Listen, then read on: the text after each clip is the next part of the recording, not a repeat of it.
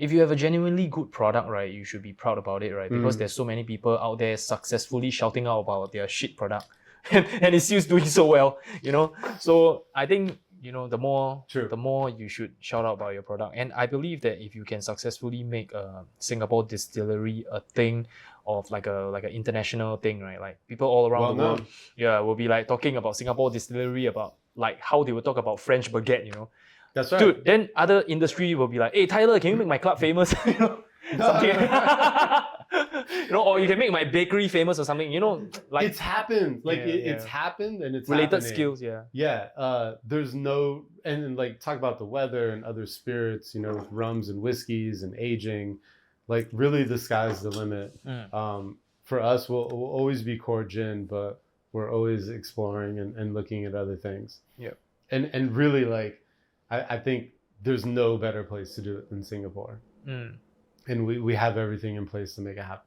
With a name like Tanglin Gin, will it become Tanglin Whiskey one day? No, so I don't think it will be Tanglin Whiskey. I think if we branch out, it could be like a Tanglin Spirits or something like this. But I think Tanglin Gin, it's okay to be like a Tanglin Gin and have other, like we already have liqueurs and bitters and stuff we do. And so I think that's okay.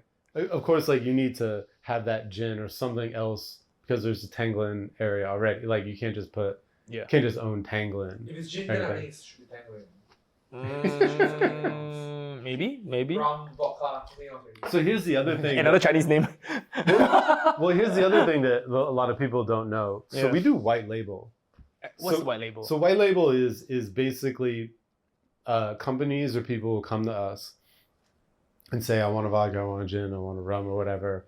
Can you make it for us? And then we go through the whole flavor profiling. Or based on what they want. What they want. Oh. And then we make it and then it's branded for them. Oh. So we've worked with, I don't want to drop any names, but like the biggest hotels in Singapore in the world. Damn. And done this for them. And also people that want their own brand, right? But they don't have a distillery. And then we create something with them that's special. And then we can do our bottles, a variation, labels, whatever it is. And so this is also an avenue for us that we've been doing, that we'll continue to do and explore. And it's kind of fun for us because then we get to create new things with people that have their own ideas and where they want to go with it. So white label is.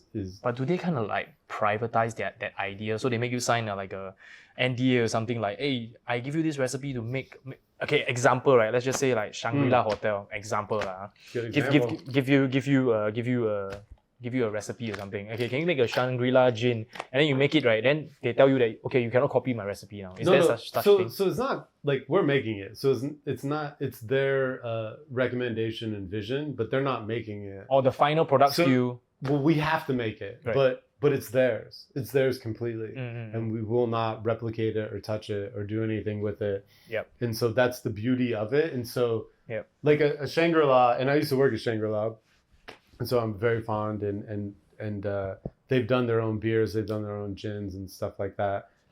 That's theirs. And then they have that. But you have also individuals that are like, I want to do my own gin brand, but I want this flavor profile. I want pineapple to come through.